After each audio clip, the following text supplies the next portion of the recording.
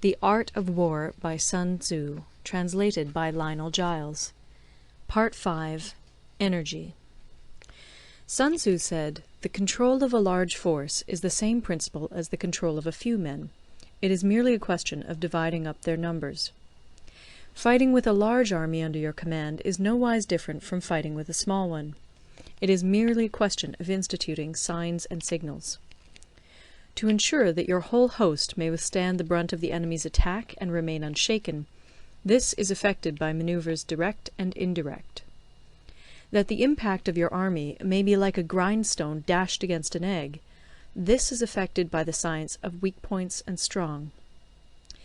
In all fighting, the direct method may be used for joining battle, but indirect methods will be needed in order to secure victory. Indirect tactics, efficiently applied, are inexhaustible as heaven and earth, unending as the flow of rivers and streams. Like the sun and moon, they end but to begin anew. Like the 4 seasons, they pass away to return once more. There are not more than 5 musical notes, yet the combinations of these 5 give rise to more melodies than can ever be heard. There are not more than 5 primary colors, blue, yellow, red, white, and black, yet in combination they produce more hues than can ever be seen. There are not more than 5 cardinal tastes, sour, acrid, salt, sweet, bitter, yet combinations of them yield more flavors than can ever be tasted. In battle there are not more than 2 methods of attack, the direct and the indirect, yet these 2 in combination give rise to an endless series of maneuvers. The direct and the indirect lead on to each other in turn. It is like moving in a circle, you never come to an end. Who can exhaust the possibilities of their combination? The onset of troops is like the rush of a torrent which will even roll stones along in its course. The quality of decision is like the well-timed swoop of a falcon, which enables it to strike and destroy its victim. Therefore, the good fighter will be terrible in his onset, and prompt in his decision.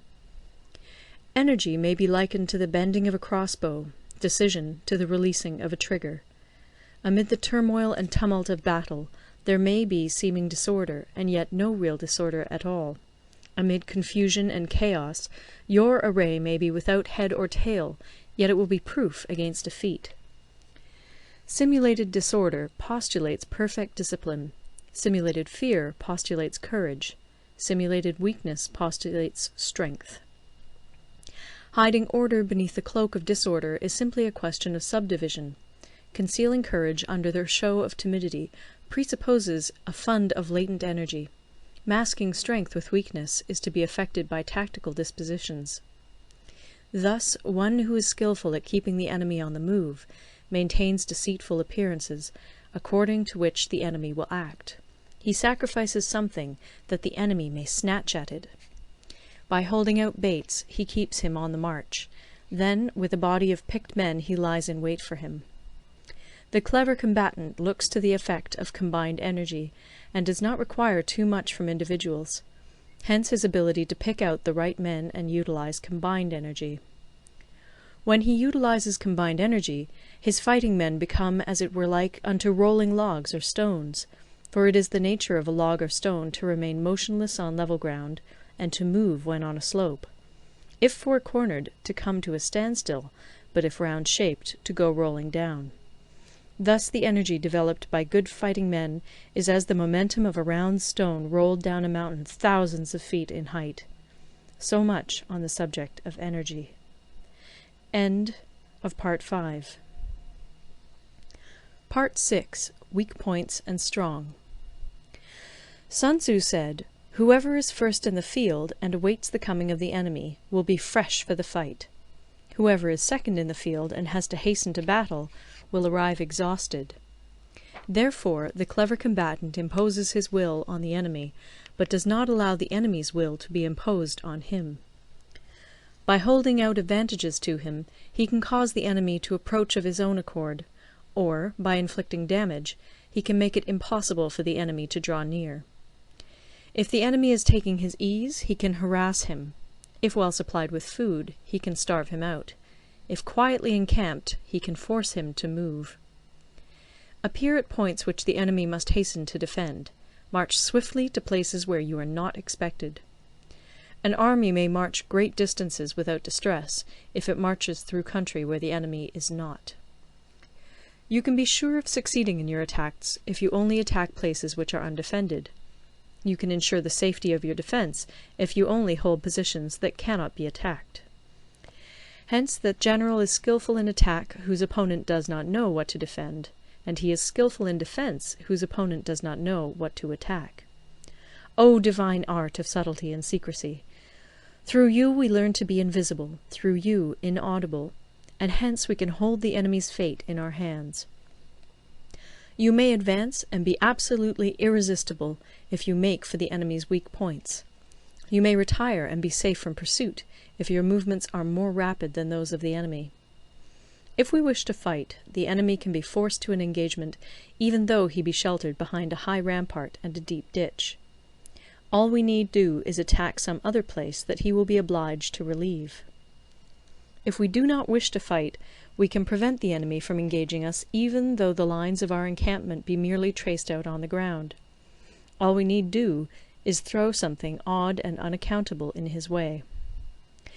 By discovering the enemy's dispositions and remaining invisible ourselves, we can keep our forces concentrated while the enemy's must be divided. We can form a single united body while the enemy must split up into fractions. Hence there will be a whole pitted against separate parts of a whole, which means that we shall be many to the enemy's few. And if we are able thus to attack an inferior force with a superior one, our opponents will be in dire straits. The spot where we intend to fight must not be made known, for then the enemy will have to prepare against a possible attack at several different points. And his forces being thus distributed in many directions, the numbers we shall have to face at any given point will be proportionately few. For should the enemy strengthen his van, he will weaken his rear. Should he strengthen his rear, he will weaken his van. Should he strengthen his left, he will weaken his right. Should he strengthen his right, he will weaken his left. If he sends reinforcements everywhere, he will everywhere be weak. Numerical weakness comes from having to prepare against possible attacks. Numerical strength from compelling our adversary to make these preparations against us. Knowing the place and the time of the coming battle, we may concentrate from the greatest distances in order to fight. But if neither time nor place be known, then the left wing will be impotent to succour the right equally impotent to succour the left, the van unable to relieve the rear, or the rear to support the van. How much more so if the furthest proportions of the army are anything under 100 li apart, and even the nearest are separated by several li. Though according to my estimate the soldiers of Yue exceed our own in number, that shall advantage them nothing in the matter of victory. I say then that victory can be achieved. Though the enemy be stronger in numbers, we may prevent him from fighting. Scheme so as to discover his plans and the likelihood of their success. Rouse him, and learn the principle of his activity or inactivity. Force him to reveal himself, so as to find out his vulnerable spots. Carefully compare the opposing army with your own, so that you may know where strength is superabundant and where it is deficient. In making tactical dispositions, the highest pitch you can attain is to conceal them. Conceal your dispositions, and you will be safe from the prying of the subtlest spies, from the machinations of the wisest brains. How victory may be produced for them out of the enemy's own tactics, that is what the multitude cannot comprehend. All men can see the tactics whereby I conquer, but what none can see is the strategy out of which victory is evolved. Do not repeat the tactics which have gained you one victory, but let your methods be regulated by the infinite variety of circumstances. Military tactics are like unto water, for water in its natural course runs away from high places and hastens downwards.